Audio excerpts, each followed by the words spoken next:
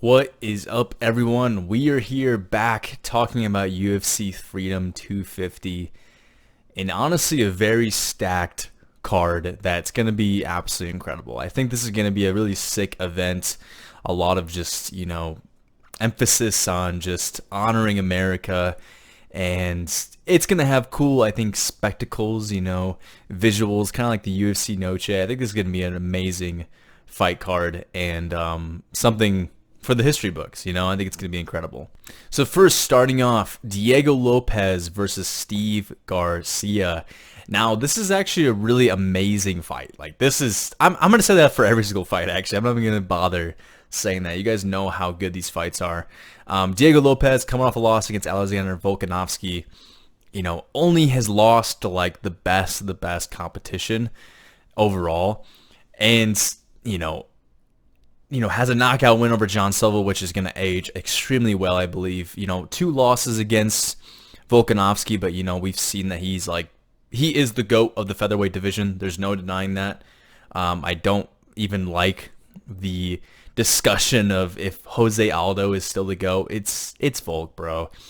And Diego has looked really good boxing, a lot of power on the feet. Doesn't really have, good setups. He kind of just, wings shots and puts a lot of force into his shots, but has really good jiu-jitsu as well. While Steve Garcia, on the other hand, has wicked power. He's big for the weight class, 75-inch reach, 6 feet in height. So he has a little bit of height advantage against Diego, but I don't think it's going to be much of a difference, honestly. And Steve Garcia on an incredible win streak.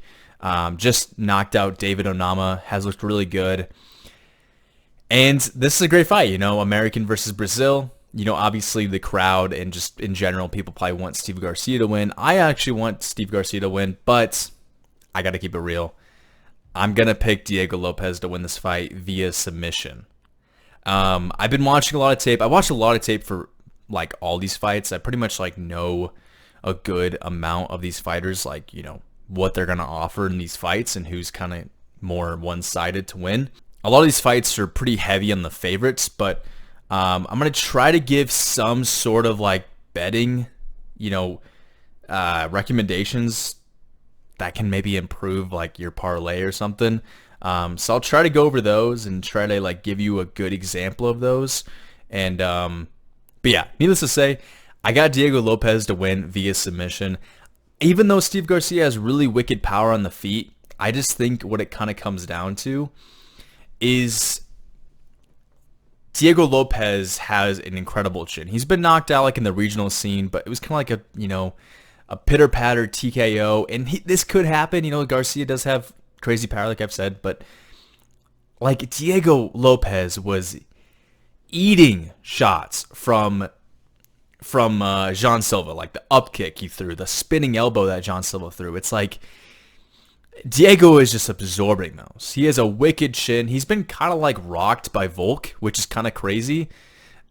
But I don't know, man. I see the flaws in Steve Garcia's game, even though I do like him to win this fight, and it's actually a lot more competitive than maybe the odds have you believe. But actually, I'm looking at them right now.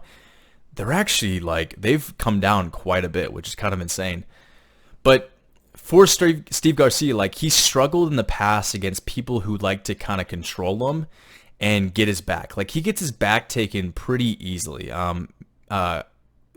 Melky Acosta actually took his back in their fight, controlled him for the whole first round in their fight. And then the second round, Garcia found the immediate KO against Costa, which is aged, extremely well as on top of that. But Diego Lopez has an underrated grappling game. And I think when it comes down to it, I think on the feet, they're going to be pretty equally matched, where both fighters can kind of rock the other. And I could even see Steve Garcia rocking Lopez and kind of in a worry, at end of the round, kind of worries, the fans of Lopez. Because I like Lopez too. Oh my God, he just got rocked by Garcia. But then I think when Lopez can pressure back, throw in some combinations, get Garcia worrying on the feet, he's going to be able to actually take the back of Garcia and he's going to look for a submission, and I think get like a rear naked choke, maybe an arm bar on Garcia. I don't think it's going to be a knockout, but I think it's going to be slightly competitive through the first, and then kind of go into like the late second round when Lopez gets a submission victory over Garcia. That's where I kind of just see this fight playing out. You know, Lopez is very good. I don't think he's like championship level, to be honest. I know a lot of like YouTubers talk about how if Volk wasn't champ, then Lopez would be. I don't think so. I think there's still some pretty strict competition. I feel like in a rematch against Sean Silva, there might be a little bit more emphasis on Silva to win, to be honest. And Garcia, you know, he hasn't fought the level of competition that Lopez has, but still, you know, good wins on his resume. Extremely good fight, but I'm going to side with Lopez to win this fight via submission. So I'm going to go over the odds for you guys. So Lopez is actually a minus 136, which is kind of insane because originally he was like a minus 200 favorite. The under 1.5 is a plus 123. I don't know if I really would side with that. That's a little worrisome. Let's go to the props. I'm going to look them. I'm just looking on my phone. So Lopez to win via TKO is a plus 300.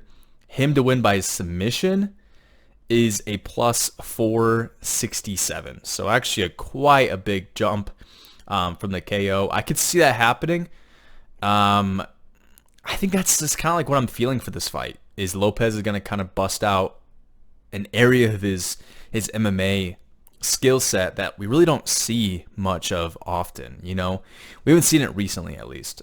I'm going to pick Lopez to win this fight via submission. Garcia is a slight underdog as well. He's a plus 136, so pretty even odds. I'm looking on a different site, so you might see a little bit different odds than I'm seeing, but pretty good odds. You could throw Lopez in a parlay. That would be kind of solid, honestly, since the odds have come down quite a bit. But yeah, official pick, Lopez by submission.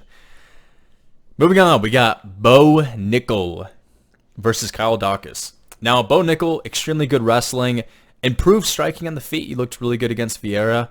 I think it's his last name, right? He fought him in UFC 322 and knocked him out. Just a really good showcase of like and the improvements he made, especially against someone like RDR, where he, you know, had his first MMA loss. While Kyle Daukaus, on the other hand, has looked really good. You know, he knocked out Michel Pereira in I think the first round in a short notice debut after coming back from the UFC, because I think he was cut beforehand, and then recently submitted GM3, you know, knocked him down and then club and sub. So this fight it's like one of those ones you kind of like gloss over at first glance, but I think this could be extremely competitive. Kyle Daukaus has a similar frame to someone like RDR. I know RDR is like a freak when it comes to middleweight. I know he's moving up to light heavyweight, but like, man, in middleweight, he is a freak of nature.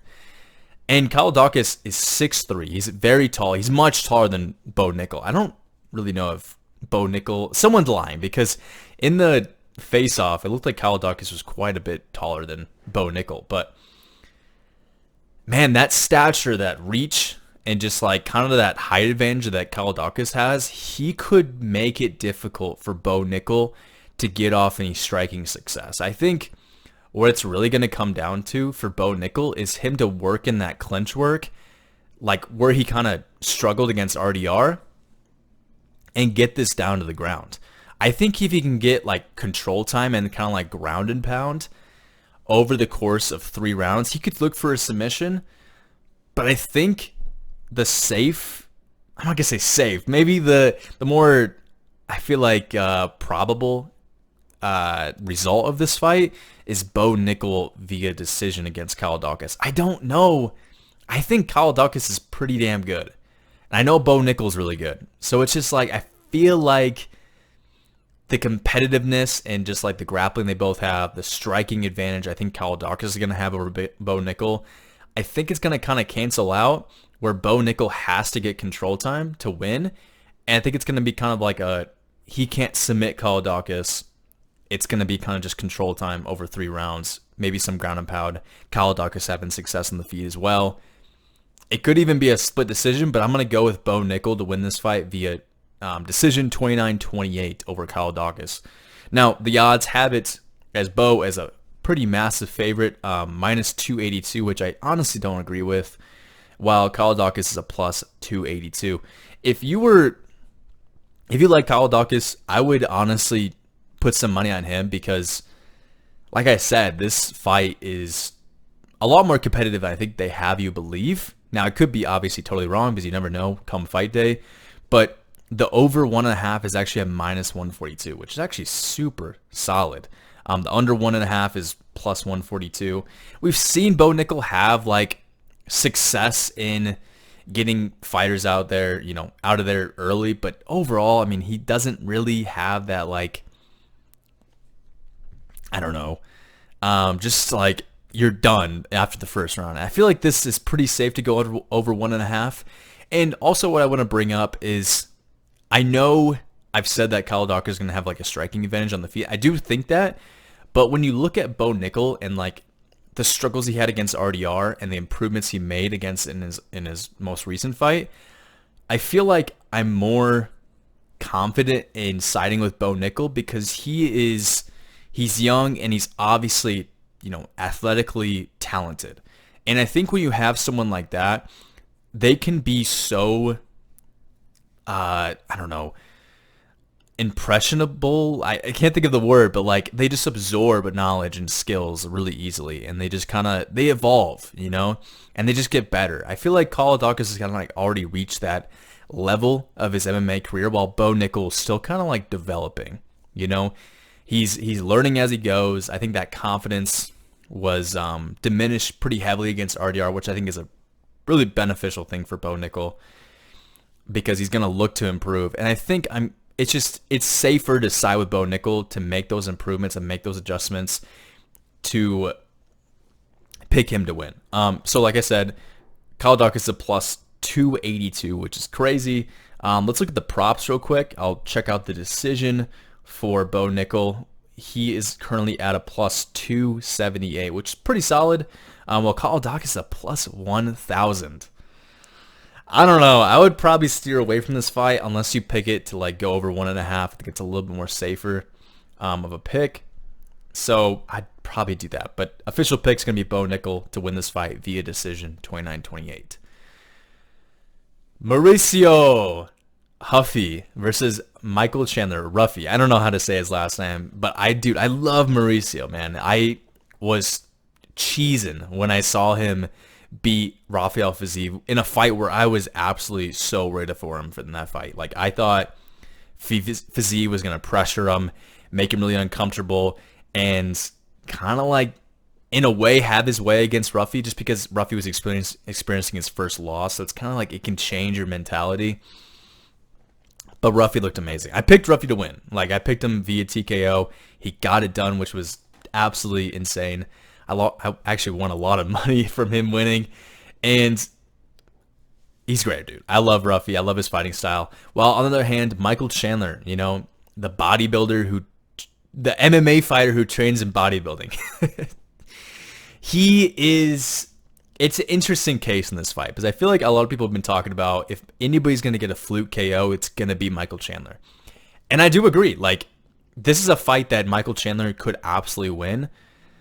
But the problem is, Ruffy, I think, has solved those issues that people have pointed out in the past. Like, he switched camps to Volkanovski's camp, and I think Volk has really done a good job, like, training Ruffy. Like, I think they've made him less afraid to grapple.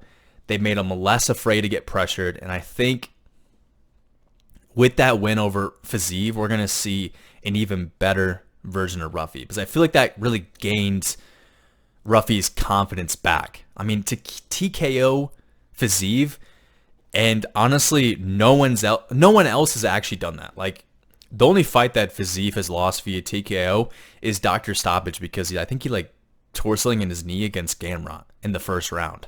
So that's honestly, that doesn't count as a KO. Justin Gaethje couldn't KO him, even with 30 minutes in the octagon in total. I just, like, that's a good win, and I think that really brings the confidence back to Ruffy. And man, he looked pinpoint accurate with that jab, throwing that out there.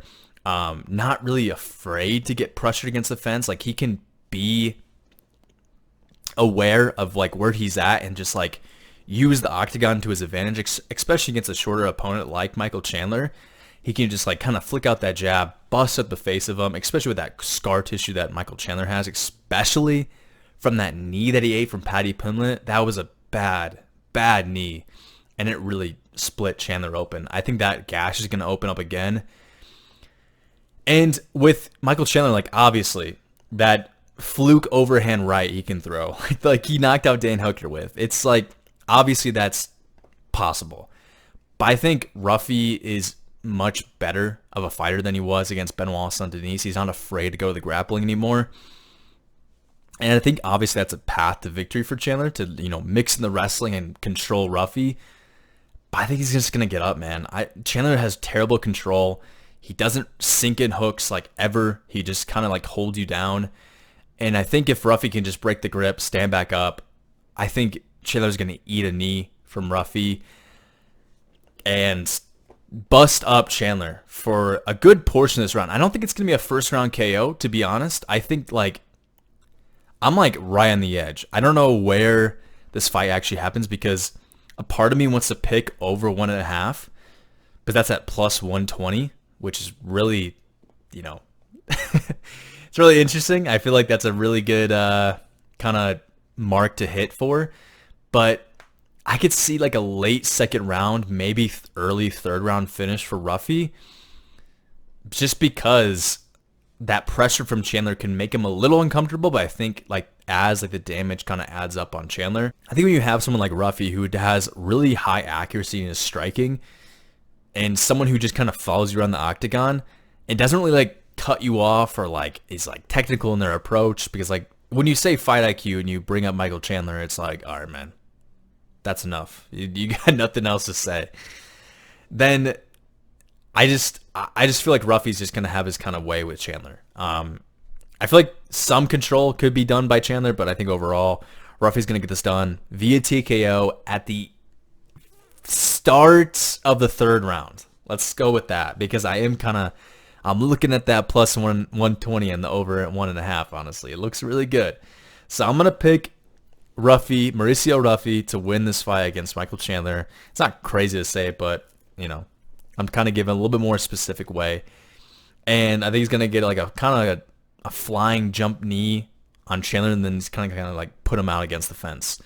But yeah, over 1.5 for Ruffy via TKO. He's a minus 525, so a huge favorite, while Chandler is a plus 525. Honestly, I wouldn't like be like, dude, what are you doing if you put money on Chandler? But to be honest, Chandler, you just can't trust him, man. You just can't. So I would side with Ruffy on this one. Via TKO is actually, I think, minus money. I think it's like minus 250. Let me double check on my betting app real quick. Okay, so on mine, it's a minus 177. So there is that, but decision could be a little bit more enticing. That's a plus 556. Dude, this could totally go to decision. I would be willing to take that risk, honestly. It's such a high value. It could be a little interesting to do. But obviously, you're going to be sweating bullets watching this fight as Michael Chandler just like marches into direct jabbing range of Ruffy, you know, every single time. So official pick's going to be Ruffy. My boy's going to get it done. Love him. He's going to be top 5 here soon. Let's move on via TKO. Let's go. Josh Hokett, whatever. Derek Lewis. What is there to say about this man? Derek Lewis, you know, he crumbles in adversity, and he just doesn't really have that dog in him anymore. Like, he can fluke an overhand right or fluke a punch. Like, this guy is, yeah, like, what am I saying? Michael Chandler being the fluke master? Derek Lewis is the fluke master. He's the fluke king. While Josh Hokett is coming off of one of the best performances we've seen this year in his fight against Curtis Blades, which absolutely was a barn burner and a great fight where he won 29-28 and showed a lot of toughness in that. I think Josh Hockett's going to come out here in this fight against Derek Lewis and just pressure the shit out of him. And I could see that Derek Lewis wants to put a little bit more, I don't know, like a little bit more out there, because it is in front of the president. You know, it's at the UFC White House. It's like a big, big event. I could see Lewis kind of wanting that and like wanting a little bit more, but I think Hokit is going to be able to just kind of break Lewis and maybe just kind of mix in the grappling, mix in the striking, and I think eventually Lewis is just going to be like, you know, my balls are too hot, and then just give up, you know? I think that's just kind of what's going to happen in this fight. Not much to say. I mean, I think it's a good fight just because it's kind of fun because they're both the American fighters, and Josh Hawkins looked incredible in his last couple fights, so I'm going to side with Hawkins to win this fight. I don't think it's crazy to say. He's a minus 390, which is insane. The under 1.5 is a minus 170. Derek Lewis is a plus 390 underdog, so pretty heavy. The over 1.5 is a plus 170. I could see this fight going over 1.5, honestly, just because like Derek Lewis, even though he's not tough, he does give up like second roundish. Like he doesn't really give up the first round. He gives up the second round when he like starts to get a little bit tired. So if he like just blobs out and falls to his feet like some like what he did against Waldo Cortez Acosta, if he just does that, like this could go over 1.5. So there's plus money right there for you guys. I think Josh Hawkins is going to win this fight though via TKO. I think in the second round. I think as like it kind of just pressures on, like what I'm kind of saying with Lewis kind of quitting on himself, Josh Hawkins is going to find a TKO eventually over Derek Lewis and get him out of there in the second round. So enough said about that one. I don't think it's really, you don't have to go too in depth. So let's move on to Sean O'Malley versus Amin Zahabo. It's a good fight, but I don't know. I feel like this is just a showcase for Sean O'Malley to just split open Amin Zahabi and just like kind of batter him. I think so. Let me go over Amin Zahabi. He's coming off a win against Chito Vera, which I think a lot of people kind of agree that was a robbery. I thought it was very competitive. I could see it going to both guys, to be honest. I thought it was really just like really damn close. And Zahabi's on like a 7-fight win streak. You know, before that, won a really good fight against Jose Aldo where he got dropped, pretty badly hurt, but recovered and eventually pulled off the win. And then Sean O'Malley, on the other hand, had a great fight against Song Yadong. People say Song Yadong won that fight. I don't really agree. I think Song did well, but I think once Sean kind of got going, like in the second and third round, it was pretty clear that he was winning the fight. And before that, you know, got submitted by Merab, which, tough look. But Merab is obviously really good. I'm just saying, to get submitted is kind of like, oh, brother. So it's not, Sean O'Malley is really good. Like, I've kind of discounted him recently, because I just don't think he's going to reach the belt ever again. Like, I think if he wins this fight via TKO, they could definitely speed track him to get a title shot against Peter Yan. And I can totally see that happening. I wouldn't pick him to win, but still, Sean O'Malley in this fight, this is a kind of a layup. I think Zahabi could kind of mix in some things where it can kind of make Sean O'Malley like a little uncomfortable. But I think once Sean kind of finds his range, I think he's just going to kind of pick apart Zahabi. And I think he's going to destroy Zahabi. I really do think. And people are picking him by decision. I think Sean's going to win by TKO. I think he's going to win via TKO in the second or third round. I do think that Sean O'Malley is going to put an absolute masterclass on Zahabi. And he's going to batter him to the face. Even mixing some knees too, when like Zahabi like has like his kind of like his high guard going. I think the leg kicks from Zahabi could affect Sean's movement, but I think O'Malley's gonna be game in this fight, man. He's got his win back. He's got his like sails going. He's got the wind going through his sails. I don't know. This sounds so corny, but I just see O'Malley having a stylistic masterclass over Zahabi, where he finds a late fight TKO where it's just Zahabi's battered, his face is bloodied, and O'Malley kind of just gets like the fight gets stopped because Zahabi's getting hit so much. It's not the what was the fight that O'Malley had? Chris Matinho, I believe. It's not even like that. Like I don't think Zahabi's that trash. He's obviously really good, but O'Malley's obviously gotten better since then too.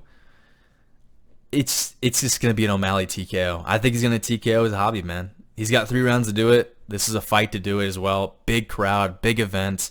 This is where he gets his fire back. Like if he gets a TKO, title shot, bro. Title shot.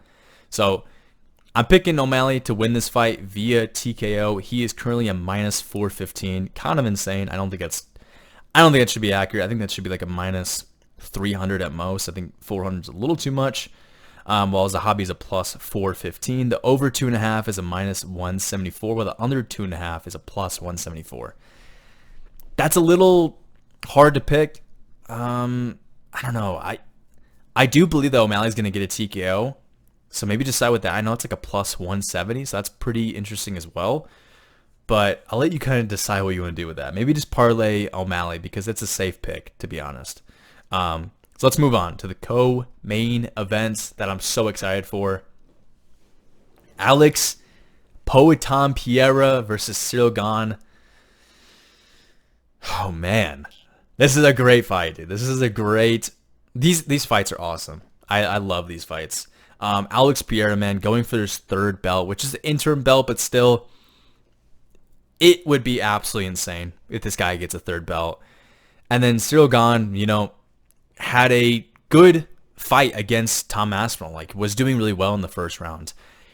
Honestly, I feel like a lot of biased, or like, I don't know, the perception of that fight was, oh dude, Ciryl Gane was gonna win that fight if it continued.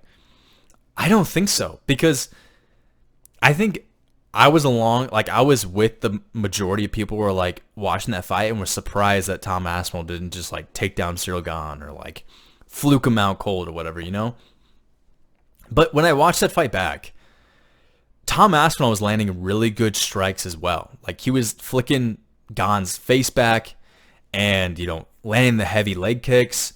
He was doing pretty well. And obviously I'm not saying Gane wasn't doing well, but it was a lot more competitive than I feel like people gave it props to be, just because people were surprised that Aspinall didn't just like put him out, While in this fight, Alex Pereira coming off a win against Magomed Ankalaev, where clearly there was something wrong in the first fight against Ankalaev. There's no denying that. If you say otherwise, you don't know what you're talking about, because it was so clear that there was, he was sick or something was going on. We've seen Alex be sick in Salt Lake City. When he fought Khalil, he was blowing his nose in between fights. I think he was much more ill in his fight against Ankalaev. But even being ill, he was still able to defend all, I think, 11 takedowns of Ankalaev. And then in the rematch, just marched down Ankalaev through like a couple leg kicks, forced Ankalaev to switch stances, and just bombed an overhand right on Magomed's temple and just put him out with like ground and pound strikes. Ciryl Gane, very elusive on the outside, likes to stay light on his feet, very athletic for a heavyweight, very, very athletic. And, great performance against Tai Tuivasa. Got dropped by Tai, which is kind of insane. Lost, in my opinion, against Alexander Volkov, but they gave him a decision. I don't know why. That was a terrible decision. Absolute robbery with that one. Volkov clearly won in the rematch. So I think when you look at this fight, especially like the odds, it's like this fight is very competitive. And I think it is. Like it could be very tough to pick. It's just like it's either Ciryl Gane kind of plays into his game, stays on the outside, doesn't really like let Alex hit him, and then finds maybe some type of TKO against Alex. Because Alex's chin is like a little questionable sometimes. I think with the heavyweight move, it's going to be a lot better. Because we've just seen like in middleweight, like obviously in middleweight, he was completely drained. Like there wasn't enough water in his brain, so he got knocked out pretty easily, it seems. He got wobbled in the first fight against Izzy, and then knocked out in the second fight against Izzy. And I think when you look at those kind of fights where it's, Izzy's very elusive on the outside, good kickboxing. It's kind of similar to Ciryl Gane. Light on his feet, likes to play around the outside. And I know Ciryl Gane is southpaw, So I know people have like kind of said Alex struggles more against southpaws and like doesn't really be able to find the leg kicks as well. I don't think that's true. I think immediately when Alex is able to pressure Gon against the fence, because Gon's not afraid to get pressured. That's like kind of like how he fought against Tai Tuivasa. He just played on the outside, which can work, But I think like someone like Alex who thrives in that like pressuring advantage, where whoever's pressuring is winning. I can't talk. I'm getting too excited. Whoever's pressuring is winning. And I think while Alex is going to land more leg kicks, and we could see Ciryl Gane flick out his jab in the first round and actually win the first round, I think we're going to start to see those leg kicks of Alex add up on Ciryl Gane, where Gane kind of starts to struggle to kind of dance on those feet, where he's a little bit more stuck in the mud. And I think as soon as Gane starts to slow down and kind of starts to get hit then from Alex, there's going to be times where Alex lands and Gane doesn't look like he's wobbled or anything, but he kind of just stands there. I think once that happens and Alex starts to kind of figure out Gane's kind of his game plan, like we're like the jab, switch out his stances, plants, uppercut, kind of like that. I feel like Alex is going to kind of go into that flow state of like what he did against like Khalil and like slip shots and just batter Ciryl Gane. I think Ciryl Gane's going to get knocked out in this fight. I think it's going to be a third round knockout for Alex Pereira, where Ciryl Gane could maybe win the first, even the second, possibly. I think Alex might win the second, but then get a KO in the third. I think once those leg kicks start to add up, man, I think Alex is going to get this one done. I see him winning by TKO. I think that, man, we all want Alex to win too. Like, let's not, like, unless you're French, you want Alex to win. The third belt championship is just, it's insane, man. And if he ends up being the first person to ever do that at 38 years old, and just the way he's done it, man, it's insane. Alex is an absolute specimen. He's an absolute dog. He's great. And I'm not denying that Ciryl Gane is amazing too, but Alex has got this, man. He's going to KO Ciryl Gane in the third round. Yeah. That's enough said, man. He's going to become the first 3 division champion. So under 2.5 is a plus 158, while the over 2.5 is a 158. I'm basically saying that, in the third round. It could be the late second round. Gane is a minus 102, while Alex is actually a plus 102. So dead even odds, basically a pick 'em. I would just go money line on Alex, in my opinion. I think it's a plus money in the KO region for Pierre. I think it's a plus like 150 that I've seen. So you could also side with that, but like I said, it'd probably just be safer to go money line for Pierre. I got him, man. He's going to win this fight via KO. I'm so excited for this fight. It's going to be a great one. I'm going to be sweating bullets in this fight. It's going to be awesome. But let's get on to the main event of the evening. Ilia versus Justin Big Rufus Gaethje. Oh man, do I act like Gaethje has a chance in this fight? Do I? Because genuinely, I don't think he has a single chance to win this fight. I feel like all the Ilia Topuria confidence and what you could say cockiness can end up making it look like, oh my God, he just got beat by Gaethje. How pathetic. But if you look at Ilia's performances against these fighters, like Volkanovski, Max Holloway, Oliveira, it's completely different fighting styles. You got Volkanovski, who's like technical on the outside, jab out and range, leg kicks, and just kind of like avoid strikes, great defense, and then got knocked out in the second round. Max Holloway, high volume striker, really good in close boxing, technical as well with the leg kicks, good in close elbows, got knocked out in the third round. Oliveira in their fight, kind of a fire match where like it was just fire versus fire, where Oliveira just kind of went in, guns blazing, no respect, getting in elbows, mixing the grappling, kind of throwing out, being technical, like throwing that out the window and just kind of meeting fire with fire. Gets knocked out in the first round. When we look at all three of those fights, you kind of see like, okay, the technicality of Volkanovski, the great fight IQ did not work. The technical and high volume of Max Holloway did not work. The meet fire with fire of Oliveira did not work. What would Gaethje bring in this fight that could show any type of adversity for Ilia?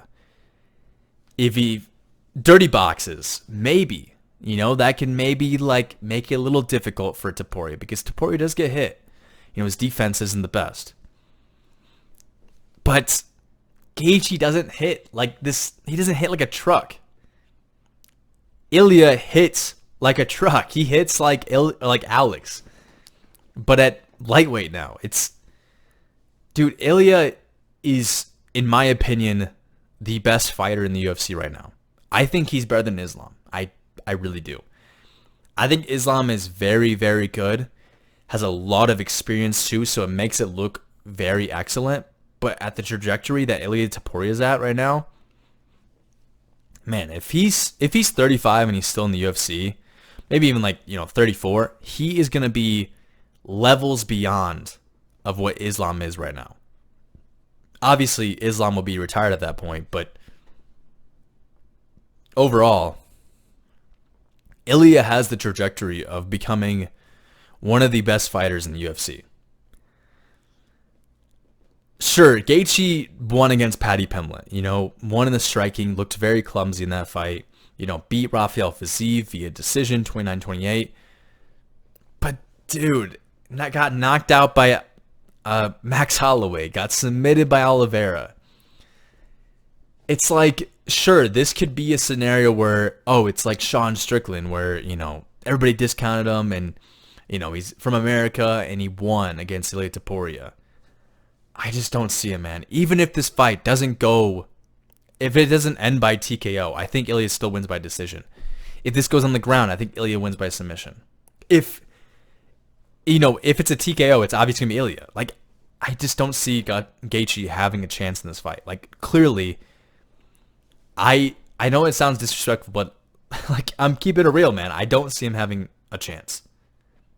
I think this is going to be just so plain and simple and cut and dry, and there's really no fight to look at where it's like, oh man, Gaethje could do this. Like, sure, the head kick against Dustin Poirier, because Ilia got dropped by a head kick. Sure, if you want to put your money on Gaethje by TKO, put $10 down. You'll probably win like $50 or something, or maybe even more.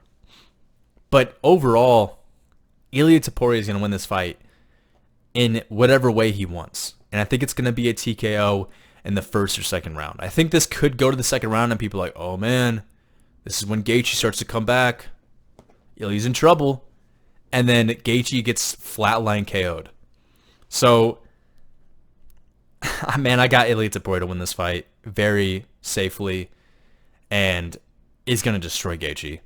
It's going to be it. So, Ilia Topuria is a minus 440. He was originally like a minus 700 favorite, I think, at one point, which is crazy. While Gaethje is a plus 440 on my betting site. The under 1.5 is a minus 106. The over 1.5 is a plus 108. I would side with the under 1.5. Even if it goes in the second round, you still have that 2.5 minutes to play with. I think Topuria could definitely find a KO and under that as well. I think it's pretty safe. I think Topuria by TKO is like a minus 200. Yeah, man. I got Topuria to win this fight very, very easily. I'm going with him via TKO in the first round at the end of the first round. End of first round. So that's it, man. I hope you guys enjoyed my predictions of Freedom 250. This is gonna be a great event. I'm so excited for this. I'm happy I could get this out a day before. I know, I'm recording this the same day as well. I just got back from my contract. That's why I've been gone. I'm on a job right now, and I have to go back after my little vacation time. There's gonna be a gap of videos as well, so just stay tuned. I'll try to get them out as soon as I can, or as often as I can. But thank you for watching. I hope you guys enjoyed, and yeah, this is gonna be sick. I can't wait for this fight. So thanks. I'll see you guys in the next one.